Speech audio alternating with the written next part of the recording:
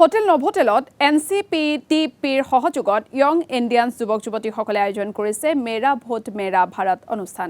NCPTPৰ সহযোগত ভাৰতীয় যুৱক-যুৱতীসকলে আয়োজন কৰিছে মেৰা ভোট মেৰা ভাৰত।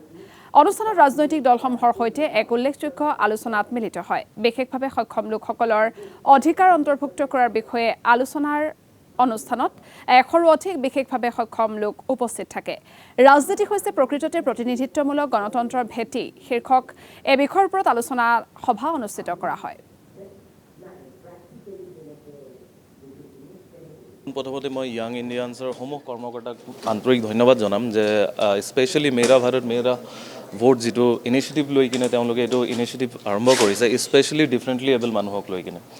যে আমাৰ বহুত টাইমত এইটো প্ৰব্লেম থাকে। আৰু এটা কথা প্ৰথমতে কৈ ল'ব বিচাৰিম, মই ৰাজ্যিক আইকন হয় ইলেকশ্যন ডিপাৰ্টমেণ্টৰ ফালৰ পৰা, চ' সেইটো কাৰণে মোৰ কাৰণে এইটো ৰিলেট কৰে কথাবোৰ।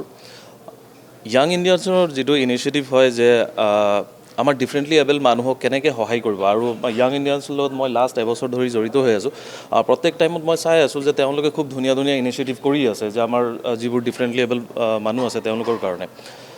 আজি যিকেইটা কথা ইয়াতে মানে উল্লেখ কৰা হৈছে যে বহুত টাইমত আমাৰ ডিফাৰেণ্টলি এবল মানুহবোৰে বহুত অৱহেলাত মানে পৰিণত হয়, মানে এনেকুৱা বহুত গভৰ্ণমেণ্ট আহে কথা কয় গুচি যায়, কিন্তু সেইবোৰ নকৰি যে আমিও যে সমাজৰ এটা পাৰ্ট হয়, সেই পাৰ্টক যাতে আমাৰ সঠিকভাৱে দৰ্শন দি যাতে আমাক লৈ যাব পাৰে যি আগন্তুক গভৰ্ণমেণ্ট আহিব, সেইটোৰ কাৰণে মোৰো মানে আন্তৰিক আহ্বান থাকিব যে আমিও মানুহ হয়, আমাৰ যিকেইটা ৰাইটছ আছে সেইকেইটাত যাতে তেওঁলোকেও কাম কৰে, ইমপ্লিমেণ্ট কৰে, আৰু সমাজৰ যে আমি পাৰ্ট হয় সেইটোক যাতে সম অধিকাৰ আমাক দিয়ে।